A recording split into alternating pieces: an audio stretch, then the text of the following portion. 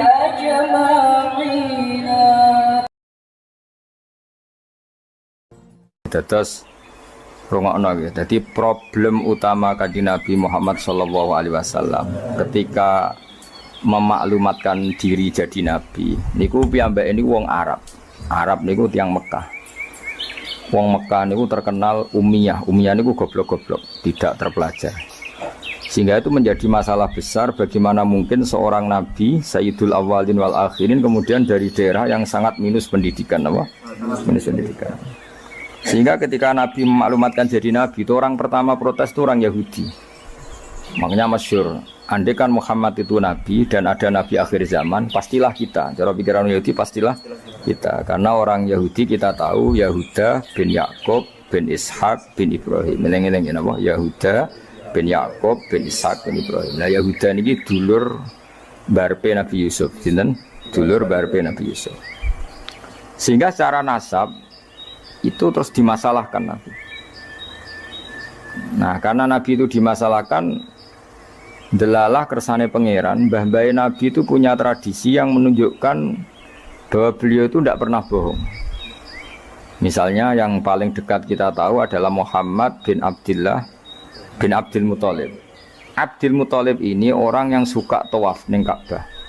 Suka tawaf di Ka'bah, kemudian ada pintu di Mekah namanya Babu Syaibah, apa? Babu Syaibah atau Babu Bani Syaibah. Terus sampai tok wau Ilyas. Ilyas itu wahwa awaluman ahdal budna ilar rihabil haramiyah. Ada tradisi memberi hadiah ke Ka'bah. Singkat cerita, Imam Barjanji ini termasuk Sayyid Al-Husaini. Imam Barjanji itu namanya Ja'far bin Hasan Al-Barjanji ini. Beliau berpendapat atau memaklumatkan ulang bahwa Muhammad jadi nabi ku wajar. Mergo hakikate Muhammad adalah turunan Nabi Ibrahim alaihis salam. Berarti sama dengan klaim mereka kalau mereka mintoriki Ishak, ya, nabi-nabi kayak Nabi Yusuf kan mintoriki Ishak. Berarti kan Yusuf bin Yakub bin Ishak bin Ibrahim. Dan kita tahu secara mujma'aleh Ishak ini punya saudara lebih tua namanya siapa? Ismail. Nah, Kanjeng Nabi ini zuriyahnya sinten? Ismail. Lalu itu butuh data empirik, data bahwa Ibrahim itu pernah di Mekah. Kalau betul orang Mekah itu turunan sinten? Ibrahim, maka butuh bukti empirik. Bicara saniki artefak nopo-nopo bukti-bukti yang pernah menunjukkan Ibrahim di Mekah. Ini terus dijabek pangeran ketika orang Yahudi meragukan status nasabnya sinten? Nabi Muhammad, terus pangeran rangno fihi ayatum bayinatum maqamu Ibrahim, bahwa Ibrahim benar-benar pernah di Mekah. Di situ ada batu yang pernah diinjak Nabi Ibrahim. Jadi makom itu bukan kuburan tapi apa? Sesuatu yang pernah didomisali, ya, atau pernah diinjak. Jadi malah mereka darani makom Ibrahim niku batu yang diinjak Nabi Ibrahim ketika bangun apa? Ka'bah. Ya karena mukjizat terus bekas. Dan bekas itu mulai dulu orang yakin dan pasti itu sisa atau bekasnya kakinya Nabi Ibrahim. Lana Ibrahim nate urip teng Mekah karena sampai bangun Ka'bah. Apalagi dulu bangunnya pasti lama. Berarti mungkin sekali Ibrahim meninggalkan dzurriyyahnya di Mekah. Makanya Quran terus cerita bahwa Ibrahim niku ngendikan ketika mau meninggalkan Mekah, ini askantu min dzurriyyati biwadin ghairi dzar'in inda baitikal muharram. Terus ada kepastian, makanya Quran ayat-ayat itu masih menjawab keraguan orang Yahudi bahwa Muhammad kenapa jadi nabi, dia itu anaknya siapa, turunannya siapa. Padahal di Taurat dan Injil jelas aturan nabi itu dzurriyyatam ba'duha min ba'd. Enggak boleh nabi turunannya Parlan itu tidak boleh, turunannya Karmen itu tidak boleh, ribet. Apa? Ribet. Nabi itu harus turunan Nabi. Bukan karena Allah itu asobiyah, enggak. Masyarakat itu lebih ikhlas. Misalnya Nabi, turunannya Nabi, bayi Nabi hormat kan enak. Bapaknya soleh, bayi soleh, buyute soleh. Misalnya Nabi sebagai Karmen katokan cekak kan juga bingung. Orang dihormati bapaknya Nabi, dihormati katokan cekak main gaple, kan juga bingung. Jadi aturannya harus itu. Loh, nak kiai oleh kiai kan tidak maksum, derajatnya kan di bawah. Pemenang kiai maklar tambah oleh, soalnya oleh. Ini masalah Nabi apa? Orang yang spesial. Itu harus bapaknya spesial, mbahnya spesial, buyutnya spesial. Nah, sehingga aturan jadi nabi itu memang harus dzurriyatam ba'duhan. Kalau kiai boleh, kalau mana maklar tambah boleh, tapi kalau nabi tidak boleh. Nah, aturan-aturan itu ada di Taurat dan Injil. Makanya yang pertama disoal orang Yahudi, kalau Muhammad nabi itu bapaknya siapa, mbahnya siapa. Dan Sayyid Barjanji ini yang ngarang Barjanji itu kitab yang sangat ilmiah. Makanya kata Mbah Mun, meskipun ada simtuduror, orang itu nggak boleh meninggalkan Barjanji karena kitab madaih yang mamlu'ah bil ilmi itu Barjanji. Tapi yang isek itu simtuduror, ya. Tapi yang tua itu Barjanji. Makanya alhamdulillah kita mbuh piro kadar itu dibaca semua. Meskipun nggak paham semua, soalnya diwaca kabeh. Karena kita yang bisa menjawab tuduhan orang Yahudi Nabi anak Esopo itu kita berjanji. Jadi tahu betul kalau masalah utama Nabi adalah anaknya siapa, mbahnya siapa. Makanya beliau ngendikan wa ba'du fa'aqulu wa Muhammad bin Abdillah. Logikanya gampang.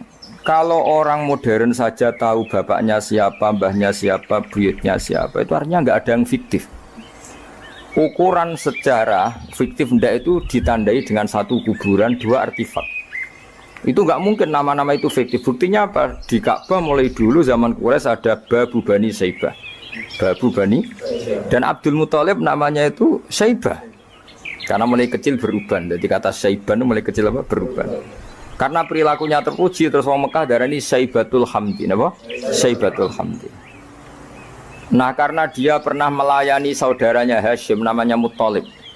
Ya kita tahu Muhammad bin Abdillah bin Abdul Muthalib bin Hashim.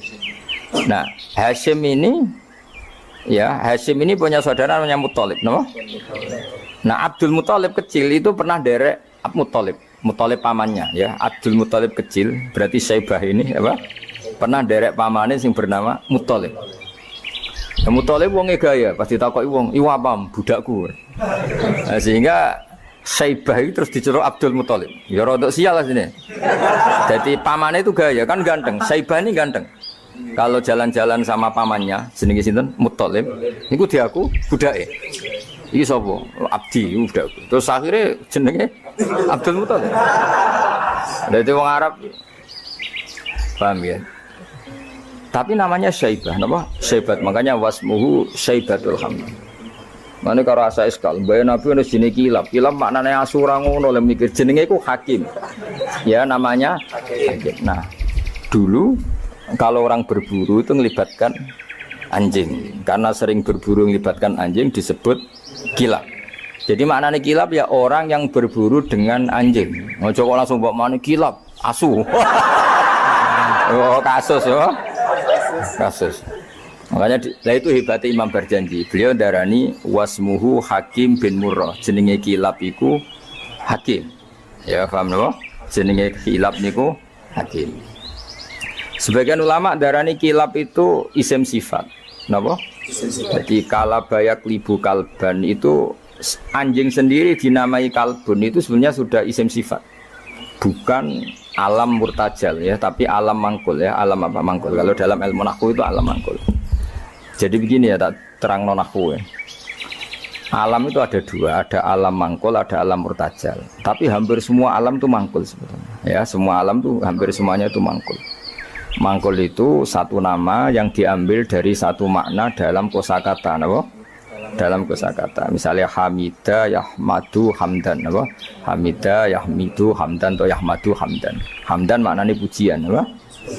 Kemudian Nabi karena orangnya sifatnya terpuji disebut Muhammad, orang yang dipuji.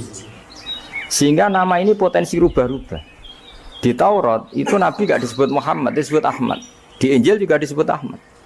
Itu tidak masalah karena Hamida Yahmadu ya. Saya ulang lagi Hamida Yahmadu. Berarti kalau ingsun Ahmadu, saya muji.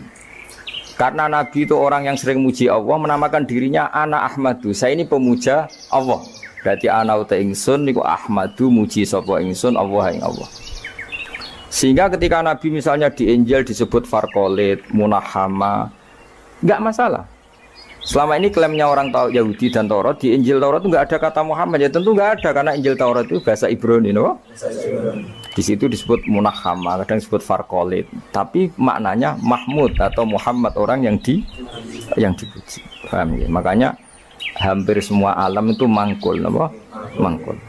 Nah, pentingnya mangkul itu apa? Kalau suatu saat sejarah itu tidak sama, itu enggak masalah. Karena hakikatnya alam itu rata-rata mangkul. Saya beri sekian contoh ya, semuanya. Misalnya dulu Madinah itu Yasrib, kenapa? Yasrib. Karena ketika orang Ansor merelakan semua hartanya untuk Nabi, saya berkali-kali cerita, Kanjeng Nabi niku datang ke Yasrib, niku migrasinya angkatannya hampir 500 sahabat beserta keluarga. Terus Nabi itu kesulitan karena sahabat si A memberi si B, pokoknya kesulitan ngelola. Karena kesulitan ngelola, terus orang-orang Yasrib bilang, ya Rasulullah, hadihi madinatuka taf'alu fiha ma tasa. Sudah engkau tidak perlu pamit per personal. Misalnya Nabi mau titip Abdurrahman bin Auf dititip no si A, yang Abu Bakar dititipkan si B, yang Umar dititipkan si C. Kan kesulitan Nabi. Karena Nabi harus mikir yang punya tanah siapa, harus pamit kepada siapa, karena semuanya pendatang. Karena Nabi kesulitan itu, terus orang-orang Yasrib bilang, ya Rasulullah, hadihi madinatuka taf'alu fiha ma tasa. Sudah ya Rasulullah, ini kotamu, kita semua ada ikut punya Yasrib, semua ini milikmu, maka terserah engkau. Semenjak itu Nabi terus longgar karena diekrorkan miliknya. Semenjak itu terus Nabi memaklumatkan secara umum siapa saja boleh menempati di Madinah sesuai kadar hajat masing. Nah, semenjak itu diarani Madinatu Rasulullah SAW. Jadi hampir semua kota itu pasti mangkul. Sehingga ketika kitab Taurat, Injil menamakan itu enggak persis, itu enggak masalah. Misalnya Quran yang paling masyhur, summiya bil Quran ya li annahu makru, karena dibaca, maka summiya Quranan, qara'a yaqra'u Quranan. Tapi Quran juga dikatakan kitab, wal kitabil mubin, karena bentuknya mushaf itu maktub, ada yang ditulis, artinya melibatkan kitabah, tulisan, maka summiya kitaban. Sebagian disebut lagi Quran itu namanya apa? Mushaf, apa? Karena mushaf itu dari kata sokhifah, ada lampiran, melibatkan kertas, maka disebut yatslu suhufam mutahhar. Paham ya? Makanya suhufi Ibrahim wa Musa. Jadi melihat itu melibatkan lampiran, sokhifah disebut mushaf. Melihat itu dibaca disebut Quran. Melihat itu melibatkan tulisan disebut kitab. Melihat konsepnya adalah al-fariq bainal haqqi wa bainal batil disebut furqan, pemisah. Melihat fungsinya cahaya disebut nur. Melihat fungsinya Quran menghidupkan jiwa-jiwa yang mati disebut ruh. Wa kadzalika auhayna ilaika ruham min amrina. Sehingga berdipastikan sebenarnya semua nama itu rata-rata itu mangkul, apa? Mangkul. Makanya Nabi sering ngendikan, saya ini punya sekian nama. Beliau menyebut ana Muhammad wa ana Ahmad. Termasuk beliau menyebut wa anal mahi. Saya ini pelebur, penghilang. Yamhu bi al-kufra, dengan saya kekafiran menjadi hilang. Wa anal aqib, saya ini penutup, karena saya adalah penutup para nabi. Wa anal hasyir, saya ini hasyir, penggiring, karena nanti semua para nabi digiring di bawah benderaku. Jadi nabi juga punya sekian nama, dan semua itu menunjukkan alam apa? Mangkul. Ya, alam apa? Mangkul. Nah sekarang asmani babai Nabi itu jelas gak fiktif, karena tadi orang Arab tahu semua orang kafir pun tahu.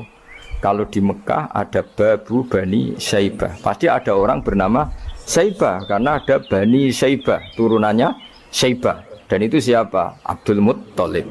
Dan itu siapa? Abdullah. Itu siapa? Muhammad. Dan itu butuh bukti artefak. Makanya terus Allah menjawab fihi ayatum bayyinatum maqamu Ibrahim. Nah, bukti setelah Ibrahim, kan Ibrahim akhirnya kembali ke Palestina atau ke Syam. Lalu buktinya apa? Kalau duriannya Ibrahim itu ada di Mekah, terus Nabi Ibrahim dimaklumatkan oleh Quran bahwa beliau sempat ngendikan ini askantu min dzurriyyati biwadin ghairi dzar in inda baitikal muharram. Ya Allah, sebagian anak turunku tak letakkan di Mekah. Itu kalimat min dzurriyyati itu kalimat yang paling objektif. Ada kata min, sebagian. Karena kalau Ibrahim bilang dzurriyyati maka bohong, karena ada Ishak yang di Palestina. Paham ya? Makanya disebut min, bahwa sebagian anakku tak letakkan di sini. Karena sebagian yang lain di Palestina. Maka kata min dzurriyyati ini bukti bahwa Quran itu mukjizat betul, yaitu memang faktanya Ibrahim itu ada yang di Palestina, yaitu Ishak, Ishak yang di Mekah Ismail. Nah ini disebut min dzurriyyati, apa? Min dzurriyyati. Terus Ibrahim ngendikan biwadin, di lembah. Sebab itu Ka'bah itu di cekungan paling bawah. Bukti sejarah juga membuktikan seperti itu. Mulane kula seneng Ka'bah kena banjir bolak-balik rubuh niku kula seneng. Karena mboten seneng dari segi cemoan mboten, itu bukti empirik. Iku hikmahnya kena apa Ka'bah rubah bolak-balik.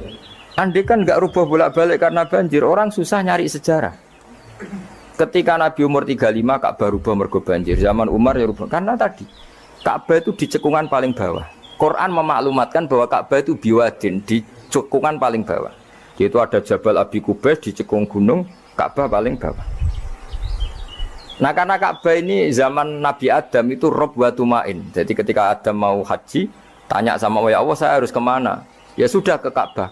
Titenane sebuti Gusti, ada rob wa tumain, ada roh wa tumain. Ada cekungan dalam tempatnya air. Itu jenis Ka'bah. Zaman itu belum ada bangunannya, yaitu sudah namanya Ka'bah. Terus Ibrahim sesuai panduan itu bikin bangunan di situ. Bisa kamu bayangkan kan bangunan di cekungan paling bawah di sekelilingi gunung. Kan mesti kegerojok ke air. Makanya setiap banjir itu Ka'bah rubuh. Apalagi ya nggak ada semen, nggak ada terus dilapisi baja, nggak ada dulu. Pasti rubuh. Justru itu bagus. Bagus dari segi bahwa shadaqallahul adzim ketika mengistilahkan Ka'bah itu biwadin. Paham ya? Biwadin. Sehingga sekarang alhamdulillah pemerintahan Wahabi meskipun gitu sampai sekarang Ka'bah itu dari Masjid Haram tetap ke bawah. Ya udah ya mesti apa? Ke bawah, tetap di cekungan. Sampai sekarang desainnya Ka'bah tetap ya kita di Masjid Haram masuk itu nanti kalau mau ke Ka'bah mesti turun ke bawah sampai sekarang. Wiling-wilingan statusnya Ka'bah itu biwadin ghairi dzar'in inda baitikal muharram. Lah ini penting. Sehingga orang-orang yang mengingkari nubuah pun percaya kalau Muhammad turunan Ibrahim karena semua data mengarah itu. Jadi Ka'bah kena banjir ana hikmah. Aja kok malah nggo ilmu jaduk jare omahe pangeran kok rubuh. Ora sing jaga sapa? Wong goblok. Jadi Allah kalau bikin sesuatu itu pasti hikmahnya besar. Baru era Umar terakhir di kebijakan Jabal Abi Qubais itu dijebol supaya air tersalur keluar, tidak semuanya mengarah ke Ka'bah. Tapi itu bagus. Ijtihadnya Umar ya bagus, tapi kenapa zaman Nabi ijtihad itu tidak ada? Memang nggak perlu ada zaman itu, karena justru rubuhnya Ka'bah mergo banjir itu bukti benar-benar biwadin, karena di cekungan paling bawah maka rawan kena banjir. Logika rasionalnya kenapa di situ ada Zam-Zam? Ya karena logikanya gampang. Secara umum, meskipun Allah itu kuasa bikin mukjizat, tapi tetap ada nilai rasionalitasnya. Nilai? Karena Ka'bah itu di cekungan terbawah, maka mata air ya di situ. Paham ya? Makanya Zam-Zam ya dekat Ka'bah. Meskipun Allah bisa bikin air di puncak gunung, tapi itu kan mboten lucu, maksudnya normali sumberan ning cekungan. Kan ora lucu. Banyak kok milih munggah kan ora lucu. Darani sulapan malah ribet kan. Jadi Allah itu meskipun kuasa melakukan apa saja tetap gadah ajro ala matrodil adat atau ala mutarodil adat. Sesuatu dibikin itu sesuai adat. Nah termasuk adat orang soleh itu turunannya orang soleh, turunan saleh. Makanya dzurriyyatam ba'duha. Mengenai jogeman, kalau suwun jogeman ninggal berjanji. Karena kitab berjanji itu yang paling madhu Nabi, muji Nabi min haitsul ilm. Sangat fanatik menjawab gugatan pada Nabi dari segi ilmiah. Termasuk beliau yang kalau kita ahli sunnah kan yakin bapaknya Nabi, bayi Nabi sampai Nabi Adam semuanya mukmin. Nah, kalau ada kubu sebelah yang darani bapaknya Nabi nin roko, bayi Nabi nin roko itu pasti kita tentang. Karena wa kaifalah wasayyidul akramu sallallahu alaihi wasallam wasitatul muntaqo. Bagaimana kamu katakan bapaknya Nabi kafir, bayi Nabi kafir sementara diliwatin Nur Muhammad. Mosok Nur diliwatno barang sing najis. Itu sudah agak ketemu nahlar. Makanya logika yang dibangun Imam Barjani, bagaimana Nur Muhammad yang suci kemudian kamu yakini liwat najis. Yaitu nak bapaknya Nabi kafir, bayi Nabi kafir berarti Nur ini liwat suatu sing najis. Nah, itu paradok, no? Makanya Dawi tiba wa kaifalah Wasayyidul akramu sallallahu alaihi wasallam wasitatul muntaqa. Bagaimana enggak mbah-mbahnya Nabi suci, wong itu liwatane nur yang suci. Nah, terus ada beberapa iskal kecil. Iskal kecil misalnya, lalu bagaimana dengan sejarah yang populer kalau Azar itu bapaknya Ibrahim, sementara Azar terkenal kafir. Nah, itu oleh ulama dijawab, ketika Nur Muhammad masih di Azhar itu dia belum kafir. Setelah Nur ini pindah ke Ibrahim, berarti Azhar wis melompong tanpa Nur Muhammad. Baru soro kafiron. Baru setelah itu Azhar menjadi kafir. Jadi kafir terlambat kira-kira Azhar. Zaman ditunggani Nur Nabi itu tidak kafir. Paham ya? Pak gue yang mana pondok lu cek apal juz sama sekali mulai wis ora apal. Nah, atau jawaban kedua, Azhar dikatakan bapak itu majas, hakikatnya hanya paman, apa? Paman. Jadi ada jawaban dua ulama ya. Yang satu menjawab apa? Madama Nur Muhammadin fi Azhar, masih dia Muslim atau mukmin. Ketika Nur Muhammad sudah pindah ke Ibrahim, berarti Azhar kan melompong. Nah ini terus soro kafiron. Ya. Atau sebagian ulama jawab Azhar itu paman, disebut bapak itu majas. Tapi jawaban itu menurut saya tidak setuju yang normal saja, karena nanti Cori Imam Ghazali zalat sikoh bil alfat, nanti keribetan apa? Orang kemudian nggak percaya dengan lafaz, karena setelah pada kata bin ikut tenan Torah, karena ada kemungkinan majas, kan terus ribet. Makanya banyak ulama yang milih jawaban pertama ya, madama nurun nabi fi Azhar, itu Azhar belum kafir. Setelah ada intiqalun nur, peralihan nur ke Ibrahim, Azhar baru kafir. Ya itu biasa, itu lebih gampang. Nah, tapi kita tetap yakin bahwa Nabi bapak Nabi ila Adam niku semuanya mukmin. Nah, alasannya apa? Bagaimana wasayyidul akramu sallallahu alaihi wasallam wasitatuhul muntaqa. Ya sapa sing maca apa sih untuk kang nyanyi gentenan. Mudah-mudahan gentenan. Ada lam. Al-Fatihah wa na'imuha sa'dul liman yusalli wa yusallim wa yubarik alaihi. Bismillahirrahmanirrahim. Abtadi'ul imla'a bismillahil aliyyah mustaqirran faidul barakati ala ma analah wa awla wa usanni bihamdin mawariduhu sa'igatun haniyah mumtadiyan minasyukril jamili mataya wa usalli wa usallimu ala nuril mawsufi bitaqaddumi wal awwaliyah al-muntakili fil ghuraril karimati wal jibah wa astamnihu Allah ta'ala ridwanan yahudsul itratat tahiratan nabawiyyah wa ya'ummu sahabata wal atba'a wa mawala wa astajdihi hidayatan lisuluki subulil wadihatil jaliyah wa hifdhan minal ghawayati fi hutatil khata'i wa hutah wa ansyuru min kisatil maulidin nabawi burudan hisanan abqariyah nadiman minan nasabi syarifi ikdan tuhallal masami'u bihula wa asta'inu bihaulillahi ta'ala wa quwwatihil qawiyyah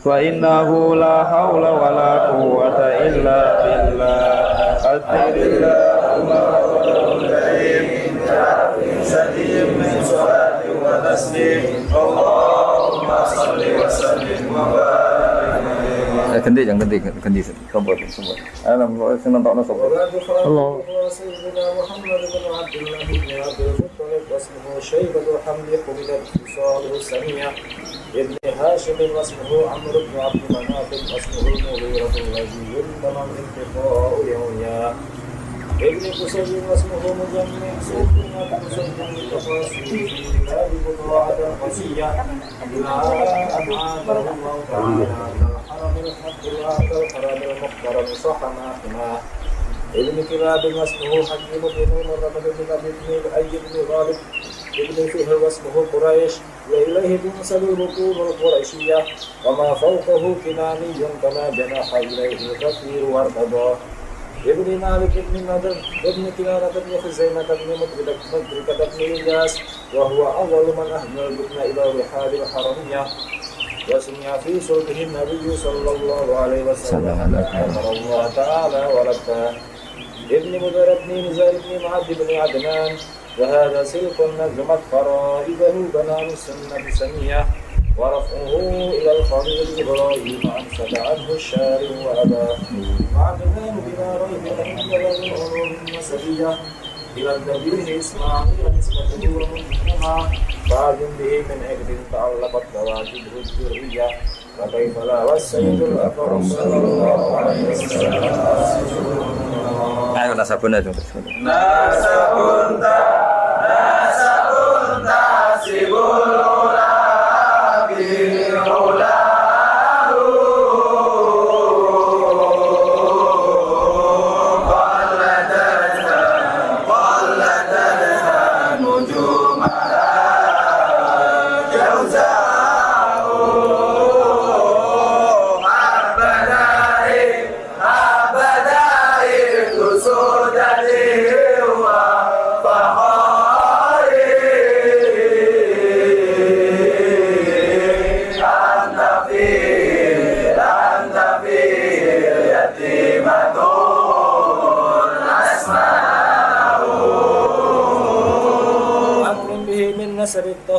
Mohon kula waturin. Bismillahirrahmanirrahim. Nasabun. Mengke nggih pokoke kula ngawasi badhe Isya namung tiba nggih dabak utawi berjanji supaya golek barokah Rasulullah sallallahu alaihi wasallam kalian kulino seneng bil ilmi napa? Bil ilmi. Karena tadi kita ini sering ngaji Quran yang jelas-jelas Nabi Isa piyambak dimaklumatkan Allah dzurriyatam ba'duha min ba'd. Artinya kita harus memastikan asalnya Nabi itu siapa saja. Terus bukti empirik kalau Ibrahim itu kan orang Palestina. Kemudian orang Mekah ngeklaim kalau turunan Ibrahim kan ono anake wong jare wong Palestina kok turunane ning Mekah. Buktinya apa? Nah, saiki gampang. Oh, buktinya ono ning imigrasi atau wisata ning Indonesia kan. Kalau zaman dulu kan enggak mungkin bukti seperti itu. Nah, itu dibuktekno fihi ayatum bayyinatum maqamu Ibrahim. Jadi makom itu mriku artine mboten kuburan apa? Jejak Nabi Ibrahim niku injaan kakine sinten Ibrahim. Paham ya? Terus niku ketok nak berjanji niku ngelem Nabi sing otentik ilmiah. Nak Sayyid Ali sing Al-Habsyi niku isek napa brontone ning Nabi dadi simtut dura. Nah, Diba itu lebih senior antara itu dan itu Diba. Jadi Diba itu ya cerita Nur Muhammad, ya cerita Ishak. Ya penting sebagian mengke kula waos penting sampeyan iki sono paham lah, nak paham banget ya ora bakat wis pokoke.